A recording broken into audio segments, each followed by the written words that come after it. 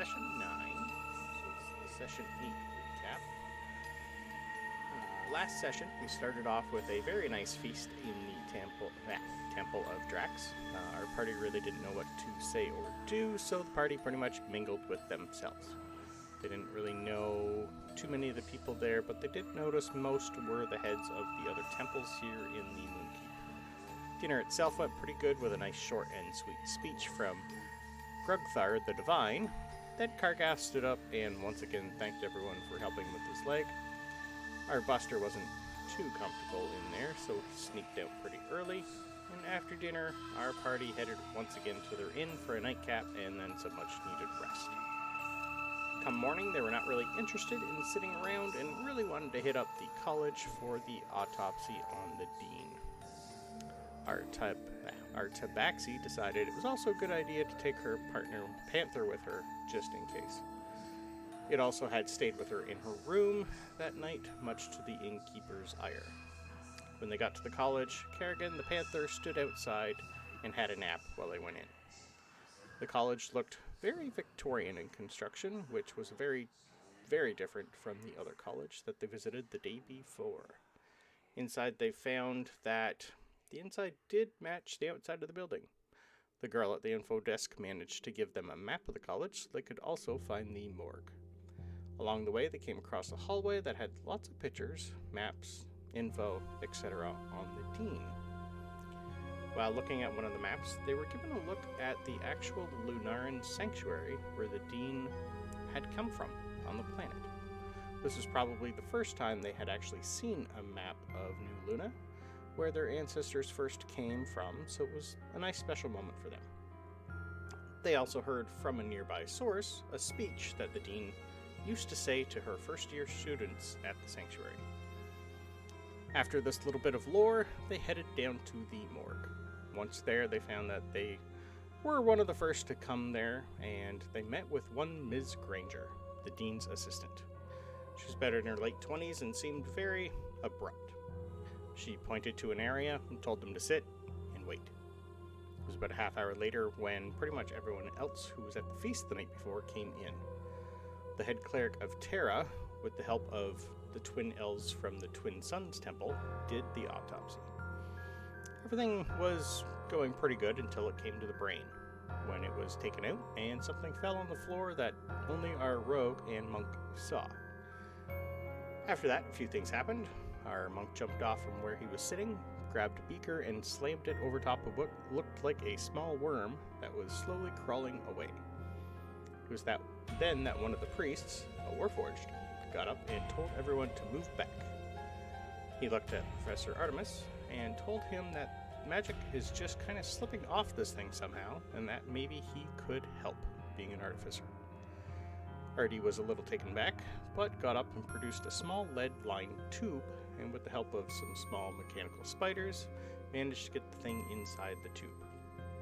Not knowing what else to do, our party contacted Chester via their sending stone, which is when things got really strange. Chester told them to wait, and he would get Abigail's husband, Alec, to come look at it, if he agreed to leave Marzel. Alec is tied to Marzel in a weird way and can't leave for long. For being a good 2 days away from Marzel, it only took Alec about 20 minutes to show up beneath the floor. It's hard to describe Alec. He looks like a walking, talking swamp elemental, and spelled like one too. Luckily, a few of our party members had seen him before, so they were a little ready for the meeting. Once Alec came in and took the creature from Artie, he unstoppered the tube and pulled it out. He looked at it for just an instant before he destroyed it. He then looked at everybody around the room and told them all to go outside except for our party, Artie, and Ms. Granger. Ms. Granger was told to go get some tea. After some nice tea and a long chat with them filling Alec in with everything that's been happening to them, and everyone else, Alec dismissed Ms. Granger and sat down to tell our party some more lore. Alec informs them that somehow, someone or something, it seems, has been able to create small portals into a place called the Abyss, which is where all these demons that have been coming through are from. After a lot of back and forth, our party came out of the meeting with a lot more information finally. The only main issue was that Alec didn't really know what the rune that they found means. It's a symbol he hadn't seen before, and he hopes that he can heal the memories of Lady Tandrin, Archmage Orator, and Abigail so that they might remember some more. He also took some time and put his hand into the ground, and after a few minutes told them that the John they are looking for is in Maybell, and that he has been captured by demons there, and that they'd better leave now if they're going to get there in time to help him. After that, he melted back into the floor and was gone. It was then that our party wanted to leave, and when they opened the door, there were a lot of bodies that fell through as they all had been trying to listen in. This got a few chuckles from everyone and a few groans from the older folk. Our party told them a few of the things that they were told, but kept most of it to themselves. They asked them if they had a fast way to get to Lulafell, so they could grab a ship and sail to Maybell, and it was Throck the Troll who said he had something that might work for them, and to be ready in an hour. So our party went to the inn, grabbed their stuff, grabbed some healing potions from a vendor, and went and found Throck. They found him just outside their inn, with a well-built wagon being pulled by two very large moorbounders. Not knowing what to do with them, Throck basically told them to just feed and water them and try not to spook them. Oddly enough, our monk grabbed the reins, that were about half his size, sat up front, and seemed to know what he was doing.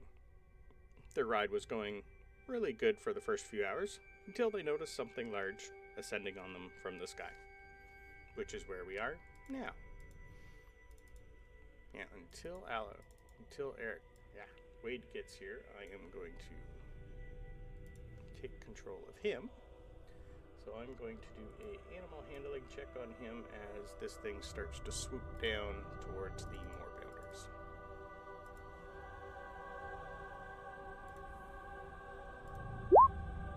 And he rolls a 20, which is good. So, you guys are going to see him do pretty good and kind of stop this thing within a good 10-15 feet instead of it keep going. We've already rolled initiative before we started last time, and it is Alric's turn. So his action is going to be to do that. And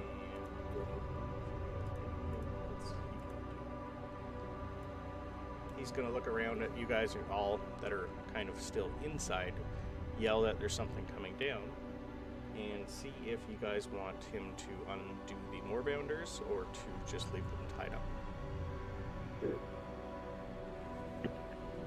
Let's not leave them gimped. Let's untie them and make sure they can get away if needed. On it. I might need some help. I'm a little small.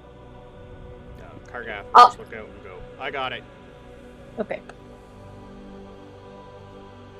That is Alaric's turn, so he's going to get out quickly and start going. Iniki, your turn. Hey, she smiles back. Is this thing in the air or is it on the ground? It looks to be about 30 feet in the air. And slowly coming down. Okay. Quickly coming down. So from where you currently are, it's about 130 feet, because it's 100 feet straight and 30 feet up. Okay. I am.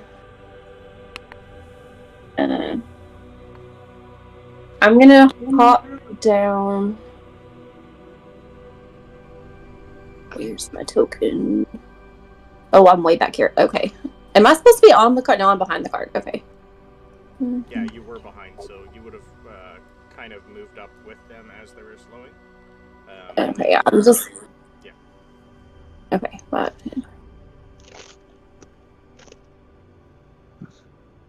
I'm just gonna dash up to the front of the cart and just kind of hang out right there. And you can have Kerrigan go on Yo like right after you're done too. We'll just have him part of you. Beside me. Okay.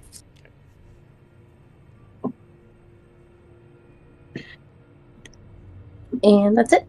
Okay. Clark. Okay. Let's see. We're gonna go 5. Did you say 5 feet would get me out, or do I have to go 10 to get out? Well, 5 feet will be fine to get out. Okay. So, And you can start to smell this thing from here. It's just like the rest. It stinks. Kind of looks like, even from as it's coming down, you guys, a couple of you have seen a couple of these before when you were in the theater. This is one of the things that started summoning the dretches that you guys fought. But as you come out, you can kind of look like this one's a little wounded. It's got a couple arrows in it, a javelin in it, and it's leaking blood a little. Well, you think it's blood, but it's like dark black ichor. Kind of looks like a cross between a vulture and a human. Yummy.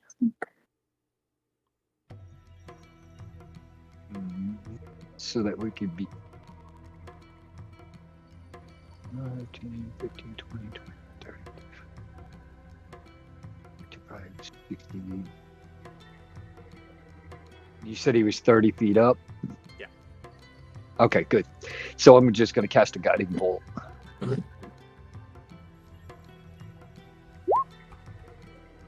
Yep. Yeah, that's a 21 for 13 radiant.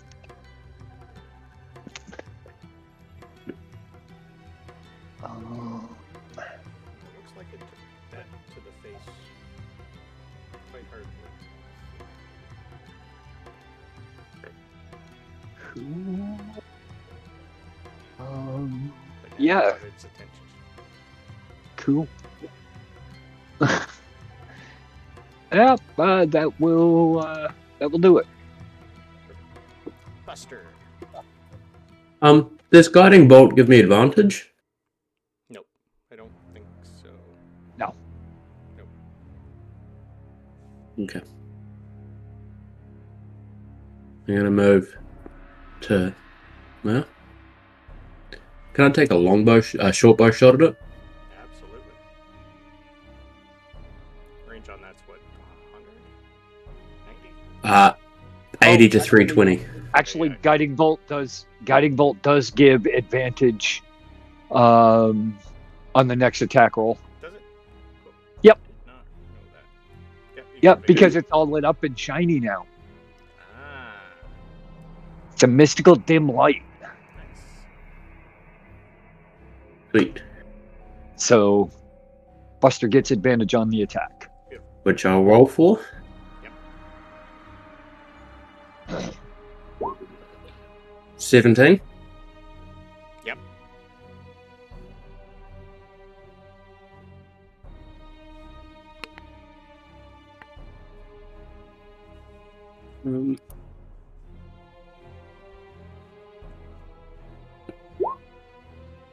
And oh, that was wrong, but same anyway. 6 damage.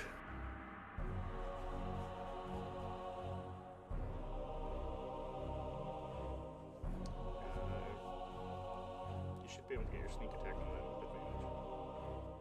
Yeah, the sneak's there. 4 damage. Oh, so 10 total. Okay. Yeah, 10 total. I can see it go in, but it looks like it didn't do as much damage as you thought.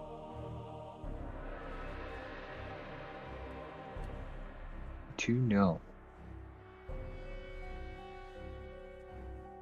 Alright, anything else?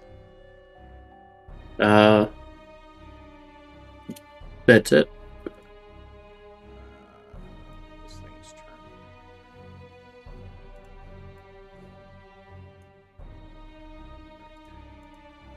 It's gonna fly straight down right in front here, and I need Constitution saves from everyone except Kargath. Yeah, everyone except Kargath. What kind of save? Con. Booba? I didn't hear. Constitution. Con save. Con save. I'm not okay.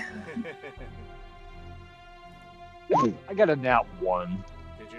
Hey, I'm not that bad. Okay. There we go. Alright, so Alric is good. Kargath is good. So Clark, Buster. What did you get, Annie? I got an 8. Okay. All three of you are stunned currently. You can't move, you can't speak, you automatically fail your strength and dex saves, and this creature has advantage on his next attack. You are stunned until the end of his next turn. Great. All of my spells are verbal. Okay. So Kargath, I'm now going to stick the more bounders. Just I'm gonna roll a initiative for each of them. I don't know. I should have put tokens on, but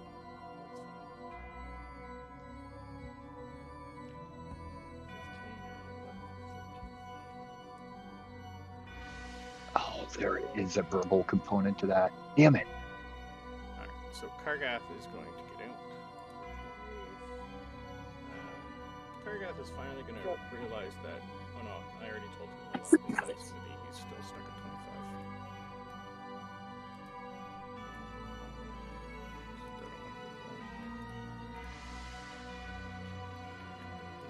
25. Here, he is just going to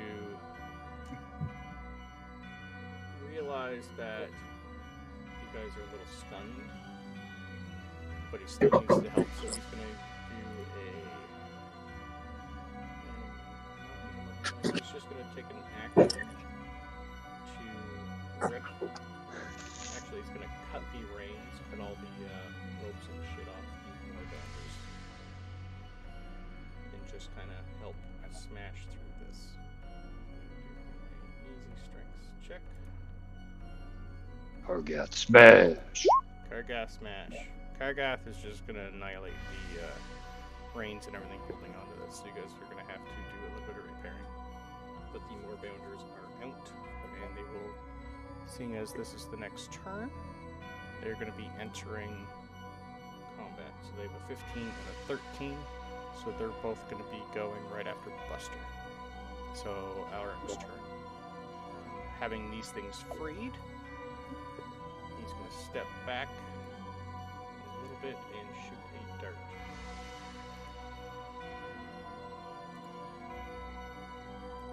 This thing, that'll hit. 4, 3.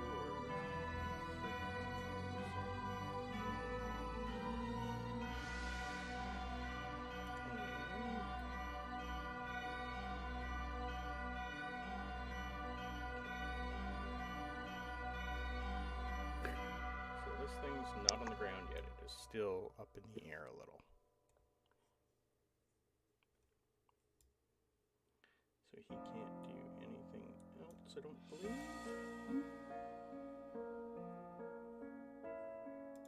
No. Any. So this says a stunned creature is incapacitated, so we can't take actions. So Yeah, so you're still there's off. literally nothing we can do. Yeah, okay. Off and Buster's off.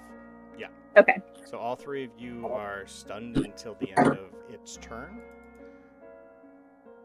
So it is the Can turn. I hold an action for? No, you basically are completely. There's nothing you can do. Right That's now. what I think. Okay. Yeah. Okay. But on a good note, your Mournbanders are free and they can. You're going to see both of these things as soon as they're unhooked.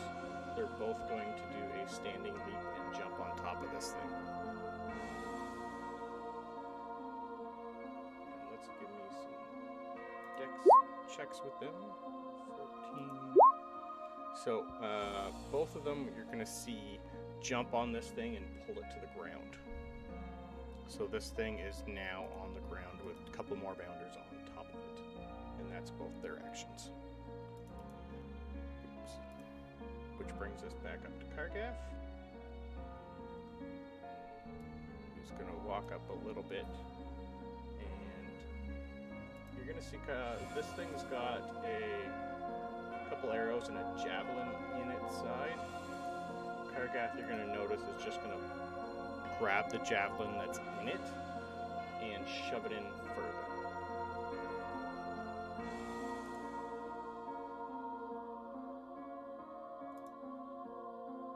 Because that's probably what he'd do. And 13, he's got a hold of it, but it's not budging.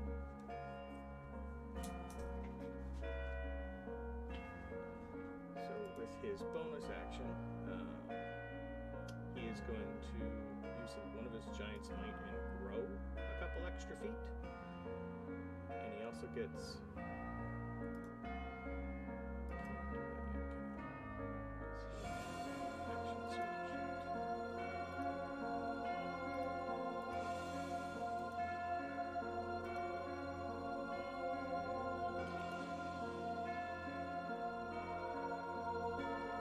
That is Kargath. Alaric, you are up. Which is me. And now that this thing's on the ground, he's going to flank it and do a bow attack with his quarterstaff. Ooh, and that's a nat 20. That's good. So that is going to be...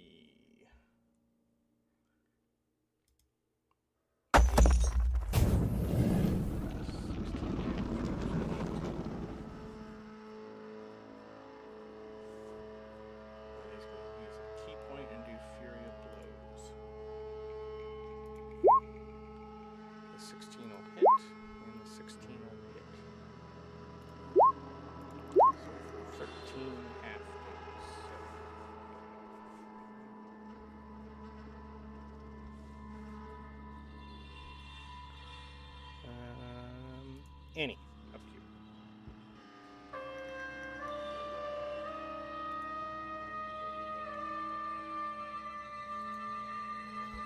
You might be muted. Sorry, I got you. Okay, I'm gonna Eldritch Blast it. Okay. And that's a miss. I got an 8, so yeah, it's a miss. And you said the Moorbounders are currently on top of it? Yes. I'm gonna send... No, I'm gonna keep Kerrigan with me. Okay.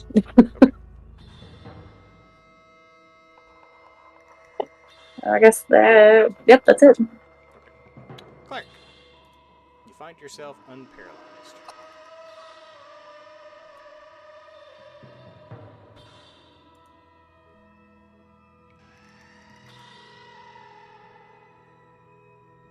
What would the Clark like to do? He's going to do another guiding bolt. There we go. Not going to hit. Yeah, I don't know why it did both. All right. So then we're gonna 5, 10, 15, and is a bonus action.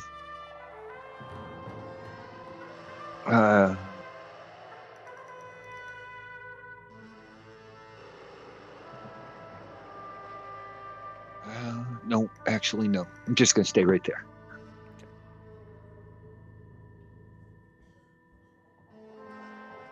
Yeah, that's it. I'm done. Buster.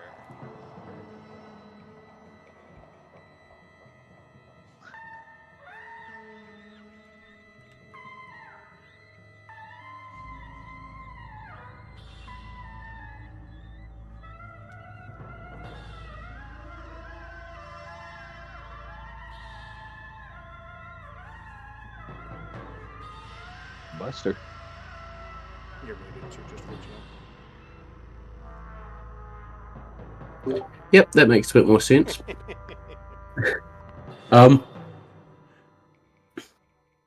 Because he's in contact, do I get advantage with the... Yeah, it is flanked also, so you're fine for advantage. Beautiful. Let's go for another longbow shot. Short bow.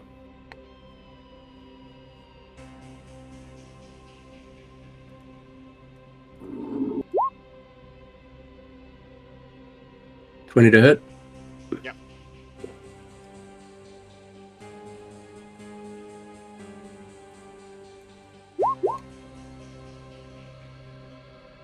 And another 10 damage.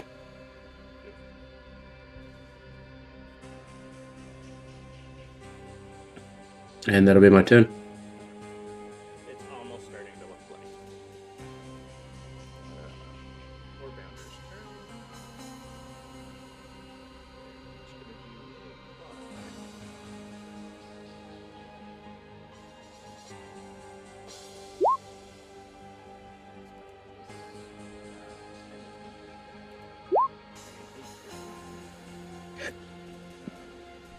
I'm just gonna grab these are the Warbounders. So they're just gonna literally jump off of it. So it's a little bit more. Give me one sec, guys. I need a quick break.